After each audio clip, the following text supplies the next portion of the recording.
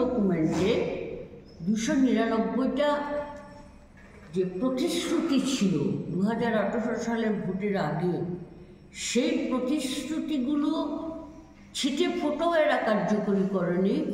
উপরন্তু অর্থনৈতিক সংকটের নানা নূতন কায়দায় বিদ্যুৎ বিল থেকে শুরু করে নানা ধরনের কায়দা করে মানুষের উপরে অর্থনৈতিক সংকটের বোঝাটা তীব্র করছে। সামাজিক পরিবেশটা হচ্ছে একটা অবক্ষয়ী সামাজিক পরিবেশ, মেয়েরা স্বাধীনভাবে চলাফেরা করতে পারে না। তো আমাদের নিশ্চিত বিশ্বাস যে কেন্দ্রের বিজেপি সরকারের পরিকল্পনা বা কর্মসূচিগুলো এই রাজ্যে যেভাবে নাকি লাগু করার চেষ্টা করছে এখানকার সরকার, ওরা বলছে সুশাসন। আপনারা দেখবেন সাংবাদিক বন্ধুরা বিভিন্ন অনুষ্ঠানে যান, যেখানে যাবেন দেখবেন রাজ্যের মাননীয় মুখ্যমন্ত্রী থেকে শুরু করে সবাই বলছেন সুশাসন। কিসের সুশাসন? কোথায় সুশাসন? আমরা মুখ্যমন্ত্রী মাননীয় মহানির্দেশক পুলিশ, ওনার কাছে আমরা ডেপুটেশন দিয়েছি। 35টা ঘটনা, এক মাসে 35টা ঘটনা আপনার ধর্ষণ, গণধর্ষণ এবং খুনের ঘটনা। তো প্রতিদিন মৃত্যুর খবর আসে, প্রাত্যহিক সংবাদ, প্রতিদিন আত্মহত্যার ঘটনা, চুরি, ডাকাতি, মানুষের জীবনহানি, এগুলো ঘটছে। তো আমরা মনে করি এই সম্মেলন সারা রাজ্য থেকে 420 জন প্রতিনিধি এখানে আসবেন এবং তারা জীবনের অভিজ্ঞতা সম্মেলনে তুলে ধরবেন।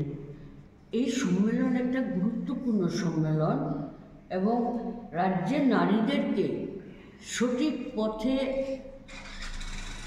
পথ দেখানোর একটা নির্দেশ সম্মেলন থেকে তারা পাবেন এবং এই সম্মেলন সারা দেশে বার্তা ছড়িয়ে দেবে যে স্বৈরাচারী বিজেপি সরকার, যারা নাকি মানুষের অধিকার কেড়ে নিতে চায়, এখন SIN-এর নামে ভোটারদের বাদ দেওয়া হচ্ছে।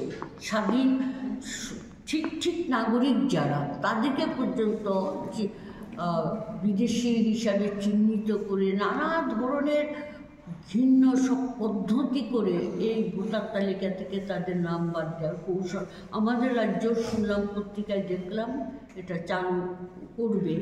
আসামে আপনারা দেখেছেন বিভৎস ঘটনা, পশ্চিমবাংলায় এ নিয়ে মামলা হচ্ছে। সারা দেশে বিহারে তো 65 লাখ লোকের নাম বাদ দিয়ে দিয়েছে। তো সামগ্রিক পরিস্থিতির মধ্যে একদিকে অর্থনৈতিক সংকট, একদিকে মেয়েদের ইজ্জত সম্মান হানিকর ঘটনাগুলির বিরুদ্ধে প্রতিবাদ, অন্যদিকে গণতন্ত্রের উপরে যেভাবে আক্রমণ, মানুষের মৌলিক অধিকারের উপরে যেভাবে আক্রমণ এবং জীবন জীবিকা নিরাপত্তা যেভাবে আজকে আক্রান্ত হচ্ছে, এই সম্মেলন অত্যন্ত প্রতিবাদী ভূমিকা নিয়ে এর একটা দিক নির্দেশ করবে। আমরা আশা করছি আমাদের সমাবেশে রাজ্যের নানা প্রান্ত থেকেই মহিলারা অংশগ্রহণ করবেন। বিশেষ করে দূরবর্তী উপজাতি পল্লীগুলো থেকে মহিলারা ব্যাপকভাবে আশা করছি। যানবাহন এরা ষড়যন্ত্র করে হয়তো যানবাহনটারও, এগুলো আমরা এখনই বলছি না, কিন্তু এটা আমাদের অভিজ্ঞতা, এটা মাথায় রাখতে হবে। হ্যাঁ, তো সেই দিক থেকে এই সম্মেলন আমাদের অত্যন্ত গুরুত্বপূর্ণ সম্মেলন। আগামী জানুয়ারিতে 25 থেকে 28শে জানুয়ারি আমাদের সর্বভারতীয় সম্মেলন অনুষ্ঠিত হচ্ছে, সম্ভবত 13তম সম্মেলন। সেই সম্মেলন হায়দ্রাবাদে হবে। তার আগে রাজ্যে রাজ্যে সংগঠনের যে গঠনতান্ত্রিক নিয়ম মোতাবেকে সমস্ত স্তরের সম্মেলনগুলো শেষ করতে হবে। তো সেই জন্যই আমাদের সম্মেলন আগামী 13-14 ডিসেম্বর আগরতলা টাউন হলে হবে। 11টায় পতাকা উত্তোলন, 12টায় আমাদের সমাবেশের কাজ আমরা শুরু করব। বিকেল 4টে থেকে আমাদের ইনার সেশন হলের ভেতরে কর্মসূচি। আপনাদের সবাইকে আমার ধন্যবাদ, আপনারা এসছেন।